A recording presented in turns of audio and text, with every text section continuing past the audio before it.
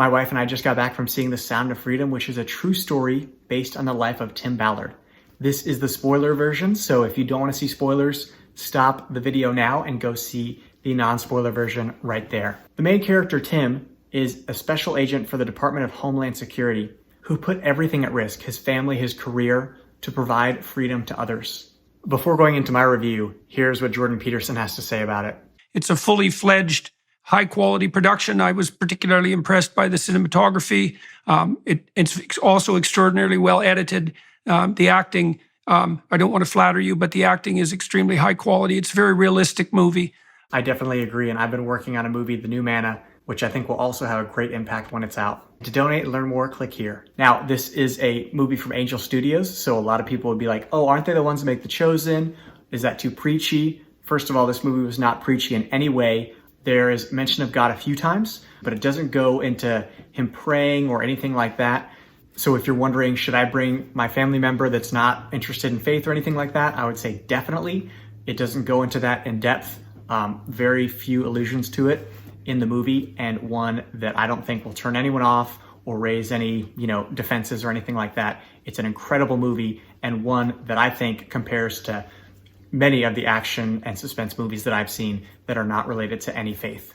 Tim is going up against a $150 billion a year industry. $152 billion a year correct. Industry. To give me an idea how big that is, Raymond, that's every sports team, professional sports team in the United States, still not $152 billion. Then add on World Cup soccer, all the big Real Madrid, still not enough. All of those as well, and then add on every 18-year-old in the United States going to Stanford University for 4 years, every 18-year-old, and that now you're talking $152 billion. That is so sad. So Tim stumbles upon this case. His job in Homeland Security is related to predatory behavior, and he catches them. But then the question is okay, what next? How many kids do you save? And he goes in and saves kids. This brings him to Colombia, where he has a family that's unfortunately been a victim to this. There is a brother and a sister. They are really cute, and it was awesome to see the development they had in that story. But it shows how they lured them in. They lured them in through a, pageantry lifestyle, right? Oh, your kids can audition to this and become something here. So that was a really interesting thing to see. I'd never been involved in that, or heard of any stories like that. It also discusses things like the behavior of what these people will say to get the kids to do what they want them to do. That was really interesting to see, to kind of get into their mind. After the reunion, it draws Tim deeper into this, and he does this incredible operation to lure these people in so that he can free even more kids.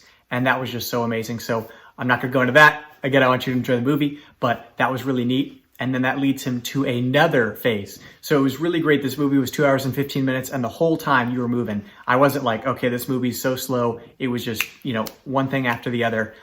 At the end, there is a great reunion, but unfortunately he was not able to save everyone due to the circumstances, which you'll see in the movie. But it just shows that this is why action needs to be taken and why this movie needs to be seen and shared. And in the movie, he shares that 22 million new images of children are released every year. It was so terrible to hear this, but this film did an incredible job balancing the serious nature of the film with humor and action, and really kept the story moving along well. It wasn't one where you left afterward being depressed. It was a very hopeful movie at the end, and phenomenal. The action scenes were incredible. Our hearts were pumping. It was a really intense moment several times throughout the movie. And again, amidst the serious nature, it was very enjoyable. There were a lot of moments of crying that you could hear within the theater, and a great plot. It wasn't something where you could predict everything that was going to happen like a lot of movies. This one, there were twists that you weren't expecting, and it was just very suspenseful. This is a movie that deserves your full attention, and that I recommend seeing in theaters. When you're at home, you get a text, you're doing things, watching a movie, and it takes you out of the story. This was such a powerful story, and one that by being even deeper immersed in it in the theater, we were able to feel and resonate with an even greater way. So I would recommend doing that. This is not the first time I'm going to say this. One interesting element of it is we had to go to 5 different babysitters to get one that was available. That had not happened ever in the past for any other engagement.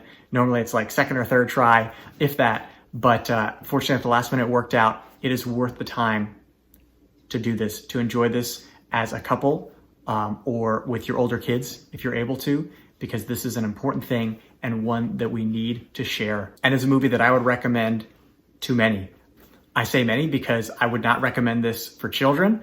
I think this is a movie that, 16-year-olds and over can see, those that are already learning about some of these sad things that happen in the world. But I think the nature of this film is not ordered to everyone. They talk about a couple different things, which I'll get into. There's a brief talk about suicide, obviously the activity of these children, and other disordered items. With that being said, parents know their children best, so I would assess each one. Maybe someone is 15 or 14 and you think that they're able to see that, you could look into that as well. I'm sure there's other reviews that go onto the depth of what is shared. From the standpoint of language, there was only 2 curse words, one at the beginning and one at the end. I have an abbreviation of it there, so it wasn't blasphemy or anything like that. There was no modesty with kids. I thought that was really great to see. They showed you just enough to know what was going to happen, but didn't go any further, which is something that is not seen and done in a lot of movies. So I really appreciated that. As far as outfits for the other people in the movie, there were obviously club scenes, so people that were, not dressed super cleanly, but it wasn't anything excessive. There was one bikini in the whole movie, so from that standpoint, it was a very clean movie overall. I would encourage parents to bring their teenagers to this, those that are 16 or older, or however they've assessed it, and to have a discussion with them afterwards, because this is a topic that needs to be discussed. This is something that shame has to come upon, right? Because so many are in this industry. They reveal at the end of the movie that the United States is one of the biggest consumers of this. And at the end of the day, this stuff impacts people, right? These photos, whatever it is, this is not someone always that has free will. A lot of them are coerced into this, and people have to know that in order to make an impact. One thing I want to share as a Christian that I appreciated was that in the bad guy's room, there was an image of Jesus and candles.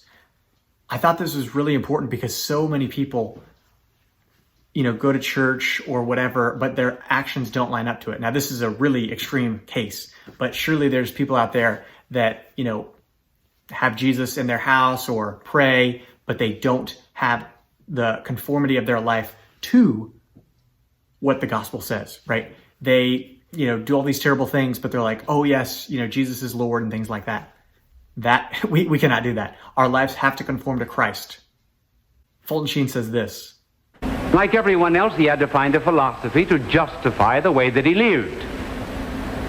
You see, if we do not live as we think, we soon begin to think as we live. And it's so true.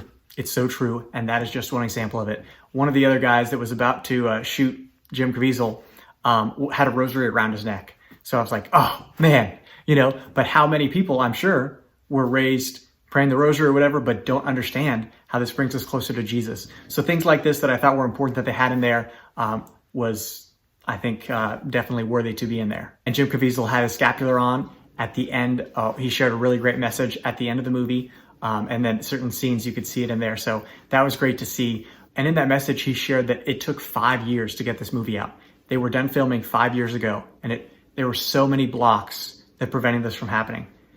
And I think that, speaks to the nature of the topic of this movie. A lot of people don't want this to be known. A lot of people don't want this to be discussed about. It shares that in the movie as well. So this is such an important issue to be addressed in the mainstream, but often it's just shoved under the rug.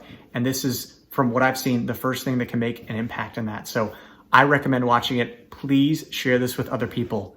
They need to see this movie. It's one that you leave the theater with like, wow, what can I do to make a difference? And how can I, fight back in a way, even on a small scale. And what was really beautiful is when we came back to the movie theater, Anne-Marie and I came out and Dominic ran out of the theater and hugged Anne-Marie.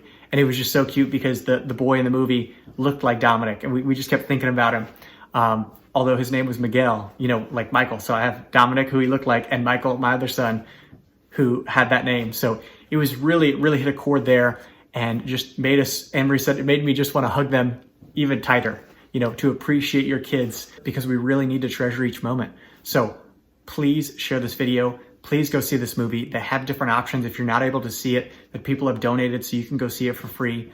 Finally, we want to support this because there is a second Sound of Freedom in development.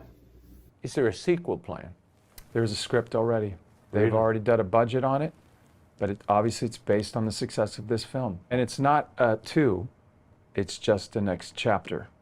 This mission goes from Colombia to Haiti, and this one is even better than the first script. Sound of Freedom 2, we'll be waiting. This movie is worth the time seeing in theaters. So please like this video and share it. Have a blessed day, and God love you.